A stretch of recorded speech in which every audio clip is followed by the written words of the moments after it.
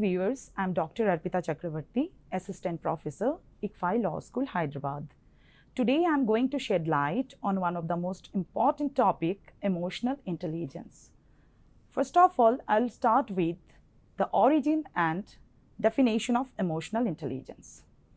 The term emotional intelligence was coined by two researchers, Peter Salovey and John Mayer, in their article, Emotional Intelligence, in the journal Imagination, Cognition and Personality in 1990. It was later popularized by psychologist and behavioral scientist, journalist Dr. Daniel Goleman in his magnum opus, Emotional Intelligence. The theory of EI, which has been popularized by Goleman, traced down to David Wechsler, who said that intelligence doesn't denote just the cognitive abilities of a person, but the non-cognitive as well. Emotional intelligence, perhaps one of the most popular and most researched psychological constructs of 21st century, emphasizes on the role of emotions in an individual's success or failure in life. Now, what is emotional intelligence? Emotional intelligence is the ability to manage your own emotions and understand the emotions of people around you. It's a little harder to manage the emotion of the other people. We cannot control how someone else feels or behaves, but yes, if we can understand emotions behind their behavior, it is become very much easy for us to best interact with them. Now, I'll be discussing 4 skills of emotional intelligence. First one is self-awareness. Self-awareness is the ability to recognize, understand our own thoughts, feelings and emotions. We should know how to level our own emotions, how to name our emotions. As by nature, one's mind wanders in all directions and is restless. As one becomes increasingly aware of one's lack of self-awareness, that awareness enables one to catch the mind earlier when it's going wrong or steer it back on a track. As Bhagavad Gita mentioned, the intelligence to discriminate between the thoughts one should entertain and those one should ignore is essential to emotional intelligence. Now, how to improve self-awareness? There is a very famous philosophical dictum given by the famous philosopher Socrates, know thyself. That means as a human being, we have to know how to realize our own self. We have to understand ourselves. We have to take full responsibility for what we are saying and doing. Therefore, understanding feelings, discovering our own strengths and weaknesses is an action of self-knowledge. As in the Upanishad, it is mentioned as Atmanam Vidhi, which is the greatest oracle of the Upanishad. Now, self-management. Now, self-management, it is how effectively we control our emotions and how well we control our responses to any kind of challenging situations. Emotional self-control is the ability to keep impulsive feelings and emotions under control. Therefore, before taking any kind of decision, we should think twice whether this kind of decision will lead us to success or failure in life. Now, social awareness actually requires empathy. Now, what is empathy? Empathy is the ability to recognize emotion in others and to understand other people's perspective on a situation when we can feel from their own. Components of empathy: cognitive, emotional and compassionate.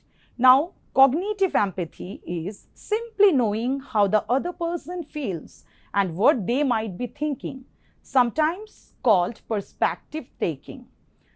And emotional, when you feel physically along with the other person as their emotions were contagious, when you can feel it from their perspective, that is emotional empathy. Compassionate, with this kind of empathy, we not only understand a person's predicament and feel with them, but we are spontaneously moved to help them if needed. Relationship management. Relationship management is our ability to apply emotional understanding in our dealings with others. It includes the ability to develop relationships, build rapport, or any way we may say that the way we can influence and we can channelize some people. Now, I'll be discussing dimensions of emotional intelligence. So, within dimension, interpersonal, adaptability, stress management, general mood, and interpersonal, these are some of the subdivisions. First of all, I'll be discussing intrapersonal. So, within intrapersonal, assertiveness is one of the most important points. And what is assertiveness? It is the ability to express feelings, beliefs, and thoughts and defend one's rights in a non-destructive manner. And assertive people are not controlled or shy. They can express themselves without being aggressive or abusive. So, when in any kind of situation, you can control, you should not vent out your anger immediately. You should realize what kind of action you have to take. So, assertiveness is very important point. Next is self-regard. Self-regard is actually our ability to perceive positive and negative aspects as well as one's limitations and possibilities. This person possesses inner strength and self-confidence. As a human being, we should know our self-worth. This is very important. Next is self-actualization. It is the ability to realize one's own potential capacities to the fullest. Involved in pursuits that lead to a meaningful, rich, and a full life. Self-actualization is an ongoing dynamic process of striving towards maximum development of one's abilities, capacities, and talents. So, this person persistently tries to improve oneself in general. So, we should realize our full potential. We should always strive towards realizing our fullest potential. Next one is independence. Independence, it is the ability to function autonomously versus needing protection and support. These people have self-confidence, inner strength, and a desire to meet expectations and obligations without becoming a slave to them. Independent people are always try to work, though they are taking help from people, but they are very much self-confident. So, this is also one of the important dimension of emotional intelligence. Next, I am going to discuss interpersonal. Interpersonal relationship. It is the ability and to maintain mutually satisfying relationships that are characterized by intimacy, by giving and receiving affections. This component is not only associated with the desirability of cultivating friendly relations with the others, but with the ability to feel at ease and comfortable in such relations.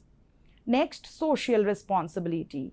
Social responsibility, it is the ability to demonstrate oneself as a cooperative, contributive, and constructive member of one's social group. As we know, even in the Bhagavad Gita also it is mentioned that individual good can never be separated from the social good. So, this ability involves acting in a responsible manner, even though one may not benefit personally. This person takes on continuity-oriented responsibilities. Next, adaptability. Problem solving. As we know that our solution is always inherent in the problem. So, it is the ability to identify and define problems as well as to generate and implement potentially effective solutions. This person logically and methodically goes through a problem and picks the best solution.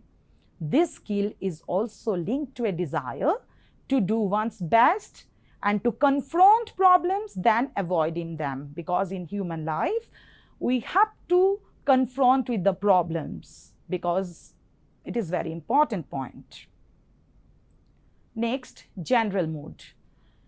Optimism is the ability to look at the brighter side of the life, to maintain a positive attitude even in a face of adversity. As in a Brihadaranyaka Upanishad, it is mentioned that asato ma sadgamaya, tamosho ma jyotirgamaya, mrityo ma amritangamaya. So, optimism assumes a measure of hope in one's approach to life. It is a positive approach to daily living.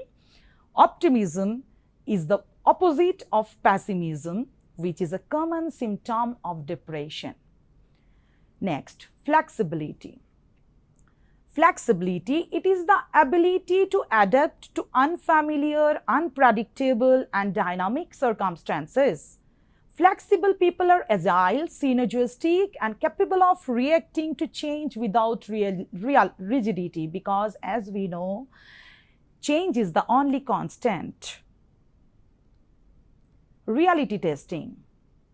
It is the ability to assess the correspondence between what is experienced and what is objectively exist. That means in our real life what is happening and what we are fantasizing. We should know the difference and we have to behave in that way so that we should not be biased.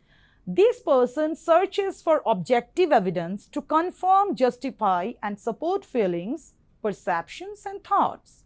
In simple terms, reality testing is the ability to accurately size up the immediate situation. Next, it is very important in a 21st century, stress management. It is the ability to unaffected or withstand adverse events and stressful situations without falling apart by actively and positively coping with stress. Also involves problem solving, optimism, knowledge of stress coping strategies, and practice using them. People who have good stress tolerance tend to face crises and problems rather than surrendering to feeling of helplessness and hopelessness. Next, impulse control. It is the ability to resist or delay an impulse, drive, or temptation to act. Problems in impulse control are manifested by low frustration tolerance, impulsiveness, anger control problems, abusiveness, loss of self-control, and explosive and unpredictable behavior. So this is one of the most important point or one of the most important traits of an emotionally intelligent person. Now, why emotional intelligence is so important? First of all, it will help your performance at work. Emotional intelligence can help you to navigate the social complexities of the workplace, lead and motivate others. It will help you to excel in your career. Next, your mental health. If you're unable to understand and manage your emotions, you will also be open to mood swings, and mood swings will always disrupt in your path of making good relationships. An inability to form strong relationships can leave you feeling lonely and isolated. So this is a very important point. Next, how to raise your emotional intelligence? First of all, assess yourself. The first step to developing EI is know your own strengths and weaknesses and how they affect your emotions and behaviors. Listen actively. So, the second step to developing EI is to listen actively to others and not just hear why they are saying.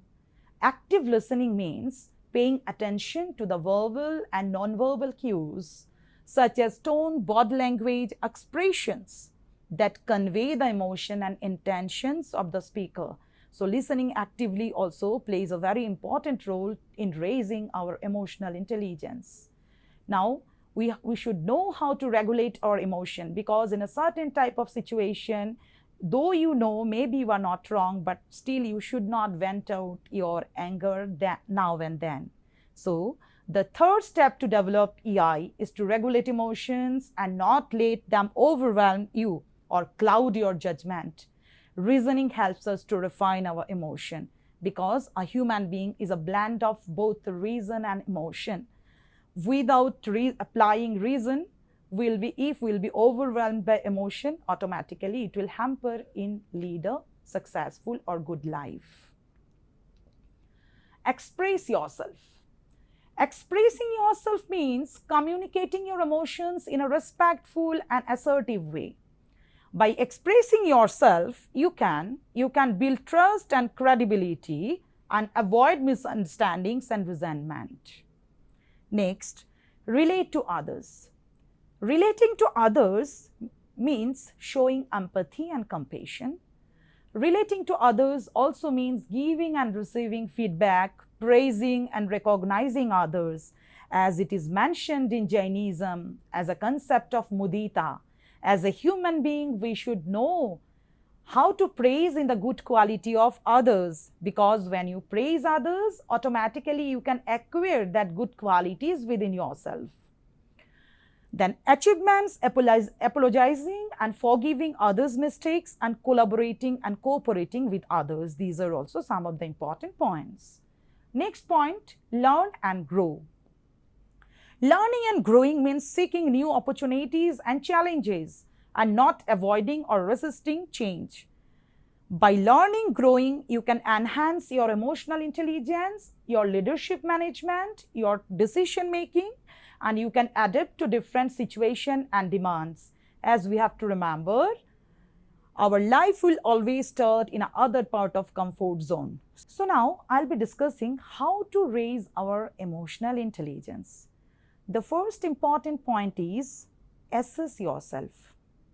The first step to developing emotional intelligence is to know your own strengths and weaknesses and how they affect your emotion and behavior. So, we should be well aware about our own strengths, in where we can excel or what are our, and we should day by day, we should try to excel our weaknesses. This is very important point to raise our emotional intelligence. Next, listening actively.